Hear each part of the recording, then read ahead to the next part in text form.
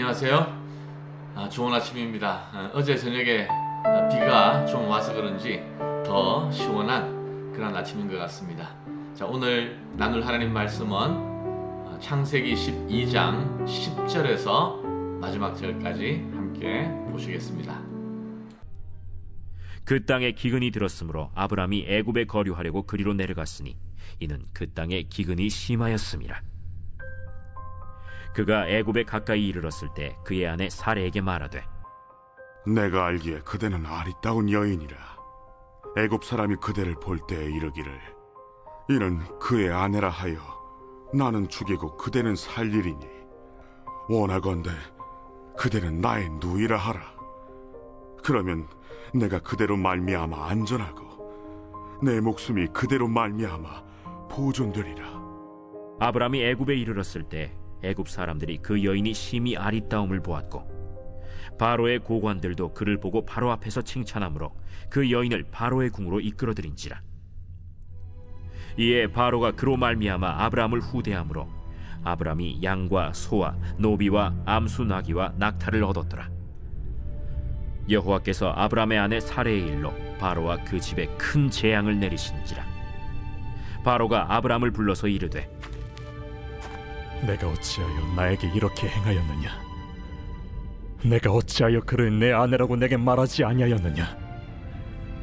내가 어찌 그를 누이라 하여 내가 그를 데려다가 아내를 삼게 하였느냐? 내 아내가 여기 있으니 이제 데려가라. 바로가 사람들에게 그의 일을 명하매 그들이 그와 함께 그의 아내와 그의 모든 소유를 보내었더라.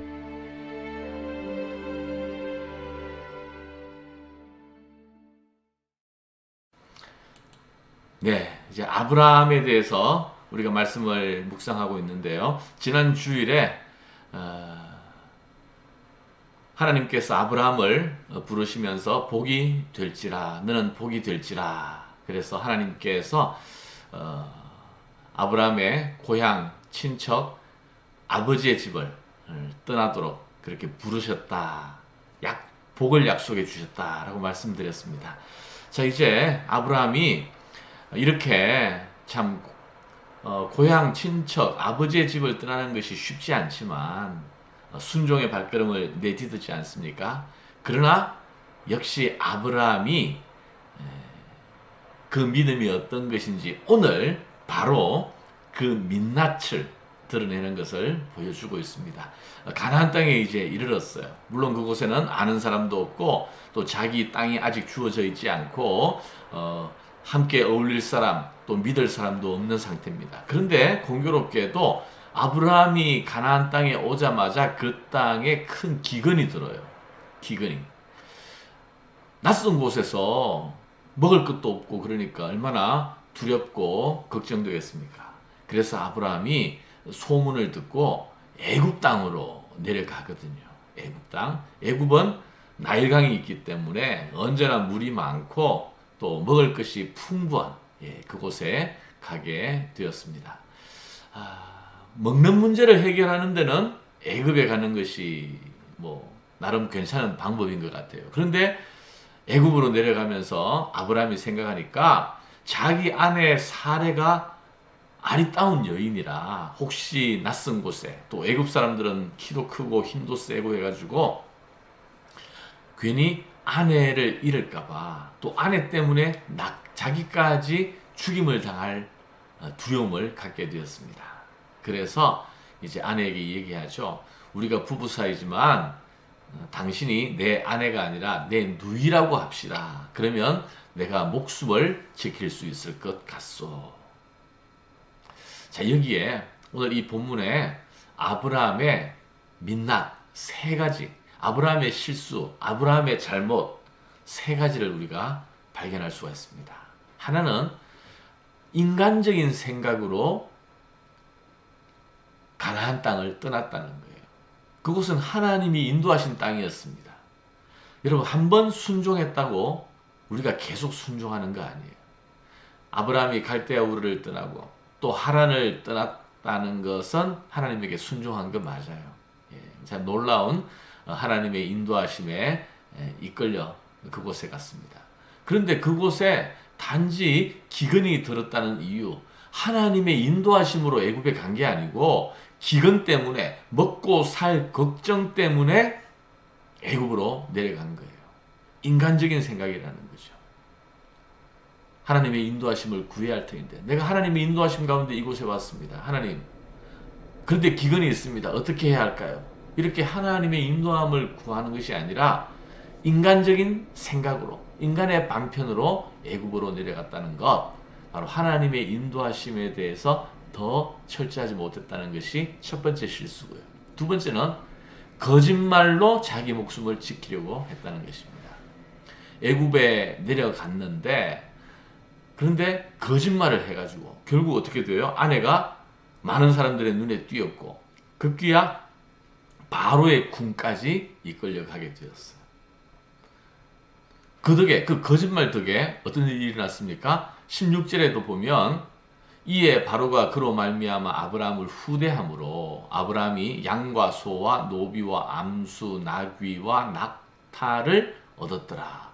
거짓말이 성공한 것 같아요. 자기 목숨도 지켰을 뿐만이 아니라 많은 재물을 얻게 되었으니까. 그런데 과연 그게 성공일까요? 그게 인간적인 지혜로 자기의 문제를 다 해결한 것일까요? 그렇지 않죠. 하나님께서 즉각 개입하십니다. 17절 여호와께서 아브라함의 아내 사레의 일로 바로와 그 집에 큰 재앙을 내리신지라. 왜 하나님께서 개입하셨을까요? 왜? 지금 이대로라면 아브라함이 목숨을 부지하고 또 나름대로 부유하게 살겠지만 아내를 잃는 거예요. 사레를 잃는 것입니다. 그런데 사레는 약속의 여인이에요. 하나님께서 아브라함에게 사레를 통해서 너로 큰 민족을 이루게 하겠다 약속하셨잖아요. 결국 아브라함의 세 번째 실수는 기근 앞에서 하나님의 인도하심을 구하지 않았고 또 거짓말했다는 것. 그리고 가장 결정적인 세 번째 실수는 이 모든 것이 하나님의 약속을 신뢰하지 못했다라는 것입니다. 그게 아브라함의 실수였고 영적 실패였고 아브라함의 영적 수준이었어요. 아브라함도 처음부터 완벽한 사람이 아니었다라는 거죠. 자, 그런데 하나님께서는 이러한 아브라함을 야, 네가 내 약속을 잊어버리고 거짓말을 하면서 네 아내를 다른 사람에게 바쳐? 그렇게 해서 아브라함을 걷어차버린 것이 아니라 아브라함과 맺은 약속과 언약을 뒤집는 것이 아니라 하나님은 그 약속을 신실하게 지키시는 거죠. 그래서 바로의 꿈에 나타나서 하나님이심을 드러내시고 사례를 지키고 보호하시게 되었다라는 것입니다. 여러분, 우리 하나님이 이런 하나님이에요. 자, 하나님, 여러분, 오늘 또 새로운 하루, 우리가 지금 믿음의 삶을 살고 있지만 언제나 매번 하나님 앞에 인도함을 구하고 순종하는 게 아닙니다. 오늘도 하나님의 새로운 인도하심을 구할 수 있는 기도의 자리에 여러분 서시기를 바랍니다. 그리고 인간적인 방편으로 나의 문제를 해결하는 것이 아니라 하나님의 도우심, 하나님의 간섭하심. 비록 우리가 실수하고 때로는 실패한다 할지라도 그 실수와 실패에 기반해서 하나님께서 우리를 다루시는 것이 아니라 바로 하나님의 약속과 하나님의 구원.